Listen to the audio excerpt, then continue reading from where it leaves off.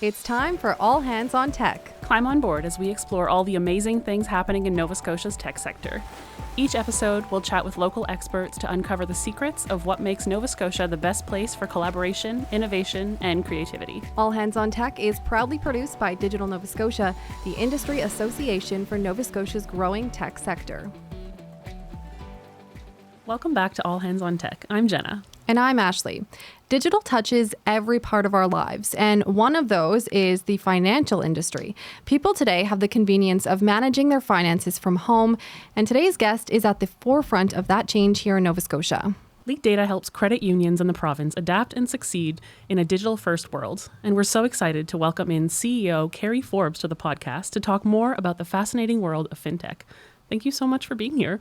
Well, thank you for having me. I'm always excited to talk about the crazy fintech world that we live in.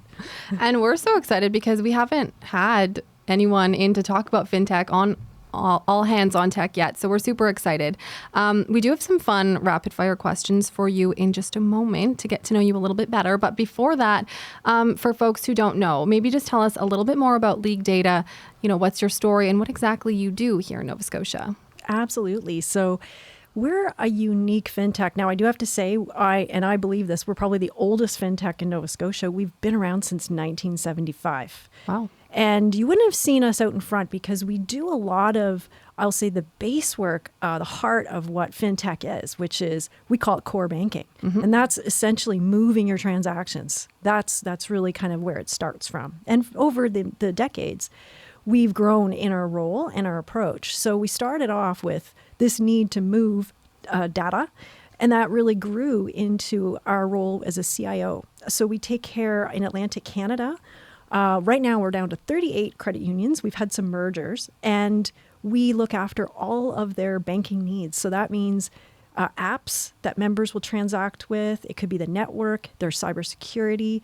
We provide a lot of guidance because it's a really complicated world. Mm-hmm. And we'll talk more about that, I'm sure. Yeah, that's a lot of responsibility. Yeah, really important things you're playing with there. It's as somebody said to me one time, a senior leader, she goes, "We're dealing with people's money, not jelly beans." Yeah. Two opposite ends of the spectrum there. All right, so before we dive into the big questions, we're going to go through a little bit of rapid fire. Okay. So the first one, do you check your email first thing in the morning or your social media? Oh, I would. So this is a really interesting one because I don't actually check either. I try to avoid both. Smart. To keep my mind clear because when I do get into it, it's heavy. So is that like when the workday starts? That's when you kind of get into it? Yeah, I would say probably I try to avoid looking at my phone with the exception of non-news items, anything that kind of brings me into a really serious space. Okay. But yeah.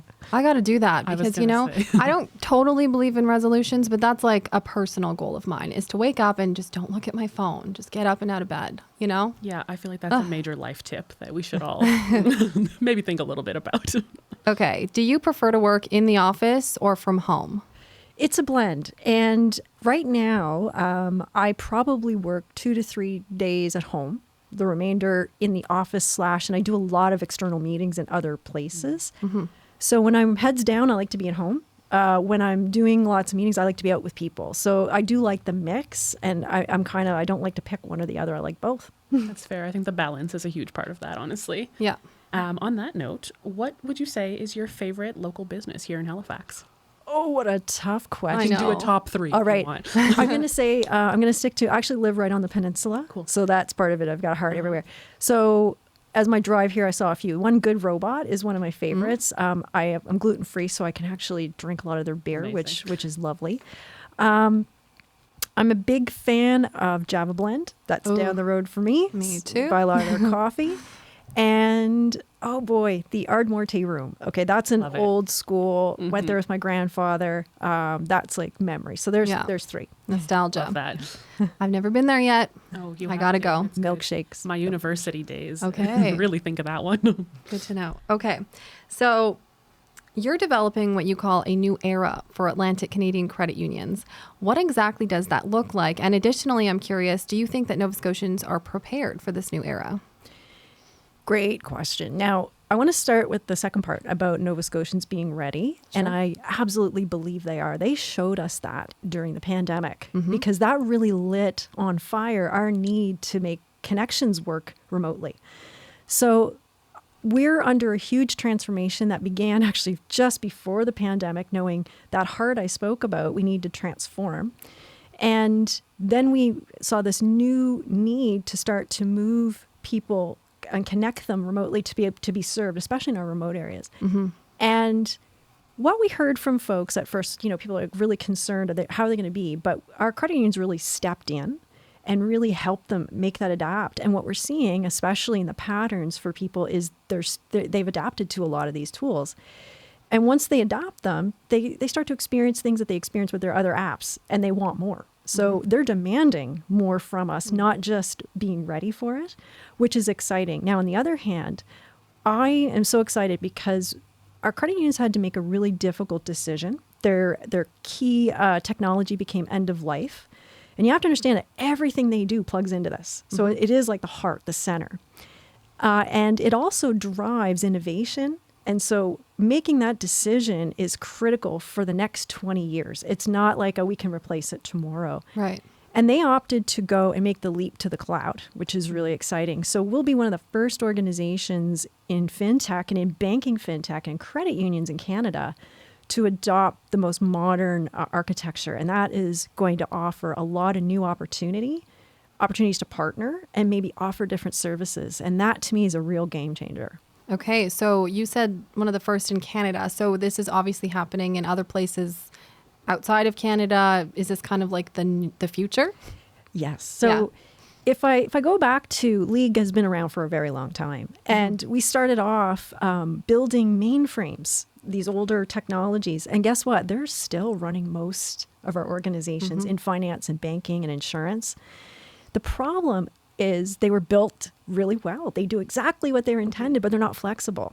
And all of these organizations are running into the same kinds of challenges that we have, which is our members and our customers, they want new things. They want to do things differently, but our old systems struggle. And it becomes complicated and almost sometimes financially limiting to be able to develop. So we're really starting from scratch and building from bottom up. And although we're the first kind of in our space, this is something that is happening all over the world. Probably smaller organizations like ours that aren't as complicated as a large bank will be first. And that's just because we have a smaller ship to turn around. Right. But it also puts our credit unions in a really unique space that they'll be able to start integrating and adopting maybe other fintech products, other partnerships that helps them deliver things that they couldn't do before. That's super, super exciting. Yeah, especially since you have, like you said, the smaller ships turn around. It gives you the opportunity to be that first one to turn it around.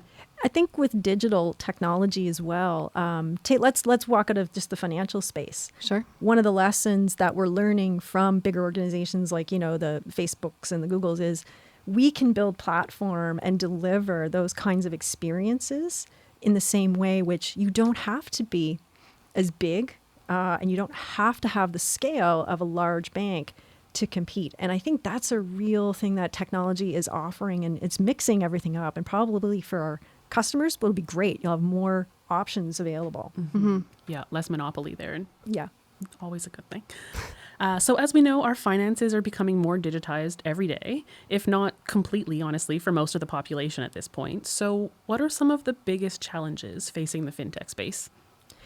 So I would say some of the obvious ones that people think about come from the fear side. So cybersecurity, always a race. And that's a huge part of our consideration. You can't build the innovation without understanding how you're going to secure that, especially with financial. We're under a lot of regulation, a lot of rules. We have a lot of eyes on us. So it's important we get that right. And that's challenging in a changing time. Privacy is another one. But then there's also, I would say, we think a lot about, I'd say the how, but there's also, I think, and this is more the credit union perspective, the who. So access. And when we think about, it's a very privileged thing to be able to transact digitally. When we look at our society, you need to have a phone, you need to have access to digital. So if we're going to move to financial, we need to make sure we have inclusion and ways that we're not leaving people behind. So I think that's something for us to solve. it's very easy to create something when people have money for it. Totally. And credit unions in particular have in their values financial inclusion. So something that we also have to think about. Not everybody, and we did see that in the pandemic, the challenges of if you don't have a credit card or you don't have a tap card or something like that, how do you actually do transacting? Sorry, you go ahead, Jenna. I was just going to say on that note, like how do you approach that? How do you bridge those challenges? I'm thinking like in order to bank online, you need internet access. And we've seen, was it Develop Nova Scotia? And they're kind of pushed to connect all of Nova Scotia and the rural areas. So like, how do you? Exactly. It's a multi-dimensional problem. So you really need to have the government involved. And that includes things like legislation. Like we have in Canada legislation that says everybody deserves access to banking and free banking. So we have that. We also have laws that say that you have to accept, legal tender, and that hasn't changed. So we have those things in play. But to make it practical, it takes a lot more thinking. And I think this is where fintechs, organizations, industry like Digital Nova Scotia, we start thinking about the different avenues that need to come together in order to make it work. We also look at examples in other parts of the world, which is really interesting. So, one of the, I would say, jurisdictions with the highest level of digital banking is in Africa. And what they've created through a whole mobile cell phone network for years, very creative, and it gets to all sorts of populations. So sometimes, looking at how people have solved issues in other jurisdictions can be helpful. But I do think it takes us kind of looking in to say, well, we all have to work in partnership to solve those barriers. And kind of on that note, and this is out of New Brunswick, but it wasn't that long ago. There were headlines like Grand Manan was losing its only bank. So you're also contending with customers who are super dependent on brick and mortar, or who might not even, understand how to use the technology, even if they had a cell phone, right? Or I guess on the flip side of that, like we talked a little bit about trust, right? Like there are some older generations. I think even my parents, as of last year, were wary about sending an e-transfer because they don't really understand it. Absolutely. So this is where one of the things the credit unions do well is, and I saw some examples of this when we had the pandemic and they, people couldn't contact them. They actually made phone calls. They reached out. They tried to bridge that. They put together programs to help them learn how to use those tools. And believe it or not, they adapted really well, because what we're seeing is a lot of older people start adopting through Facebook or FaceTime. And it's that I'm reaching out to my grandchildren, I'm starting there. And then they might see that these tools are not that different. So it's that kind of support. But back to, say, the impact to a community. If we think about one of the things that does concern us when we look in a very small rural town, for example, that might be symbolic, that financial institution of the health of the community. Absolutely. And so it becomes more than just a place where to do the business. It becomes a symbol of the health of that. And so that's also one of the things we're hoping we can help our credit unions with is, what scale do you need for a footprint? Maybe it's not the same size, but maybe the digital side can help you augment something a little more flexible, a little bit different depending on your needs. Or maybe they start to partner with other credit unions and we use our technology to make those links. So there's some thinking about how you bridge that in a changing time. And we don't have all the answers. And I think it also goes to things like schools in those towns and different places. But I do think that it is really symbolic for a place when the institution where they do their finances doesn't exist anymore. Right. Yeah. And how do you work? We talked about cybersecurity a bit and like how important that piece is. How do you go about instilling that trust or that credibility to these communities that maybe aren't as willing to embrace the tech side, the older generations, whatever that looks like? I love this question. It's really about change. And we are going through probably, again, our most significant shift. We're going to be underway at the same time that some of these credit unions are merging and consolidating. And so, again, more change.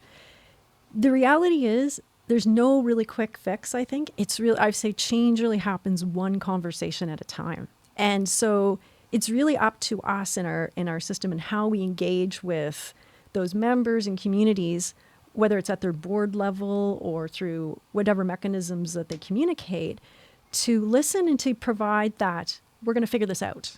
And I think that's the advantage that credit unions certainly have, is that they have that high touch. Even if we're digitizing it, they still have and have earned that high touch and that ear. So we can bring people along when we can show them as well, show them how it's working, show them the evidence of why it's beneficial, and also show them how we're protecting them from certain things. Like I think I hear a lot about cryptocurrency, right? Yes. And, you know, helping them kind of sort through the noise and what's real. Those are the roles that we can continue to play. And the tools we provide them can help with that as well.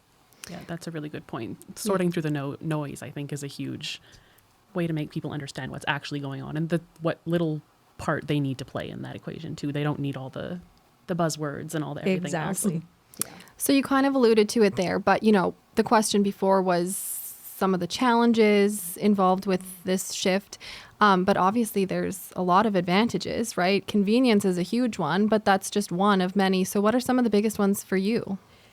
I think for us, we've been in a challenging position for a long time where the demand for how our credit unions want to evolve their technology and the products and what they offer, we've been very limited. So the first thing is, okay, I don't have to restrain anymore. We can think differently. Thinking differently is really exciting. Since the last 20 years, I'll say that our payments have been really digitized. We've had really one way of thinking about it. And then typically, we in Canada create one type of service and everybody does the same thing. However, in this new world, we're going to be partnering globally, learning from different areas, different jurisdictions, maybe instilling some inspiration on what can our credit unions do in their communities specifically, very hyper-local, as opposed to thinking about, oh, we've got to go and do what everybody else is doing to just keep up. We can flip that now. And so part of our journey is not just you've got all the tool set. I think the exciting part is what can we do with it? Mm-hmm. What's the vision that we can create and the art of the possible, which had been quite limited before. So to me, that's really exciting. I think we're just getting our toes wet in that what it could be. And we've got lots of interest from the country and our partners going, hey, we might want to be part of this. You guys are doing something really great. So I think that's all huge advantage as we go through a tough year of execution. Yeah. Very exciting things on the horizon, though. You kind of just did this, but I will give you the opportunity nonetheless, giving you your soapbox. What's coming up? What's exciting? What's on the horizon for Lead Data? What can people keep a lookout for? We will be hosting a tech conference in June. And I think that's going to be super exciting and probably sharing a lot about that journey. And it's going to be right here in Halifax. Very cool. So I think it's June 5th to 8th right now that we're planning for that. And it's going to be a pan-Canadian cooperative fintech conference. Amazing. So keep our eyes out for that. Lots of interesting things we can learn. And then just, getting it done. Like, that's really it. It's going to be a really big year of making sure that everything works. And then the fun stuff really begins. Amazing. Love that. Well, thank you so much for taking the time out of your day to join us here today. It's been really great. Yes, thank you. Love talking about, like we said at the beginning, the fascinating world of fintech. Mm-hmm. I could probably talk for days, but I really appreciate just the opportunity. It's been lovely. So thank you for having me. Yeah, thank you so much. Thanks for tuning in to All Hands on Tech. Interested in learning more? Visit us on our website at www.digitalnovascotia.com. We'll see you next time. This has been a Podstarter production.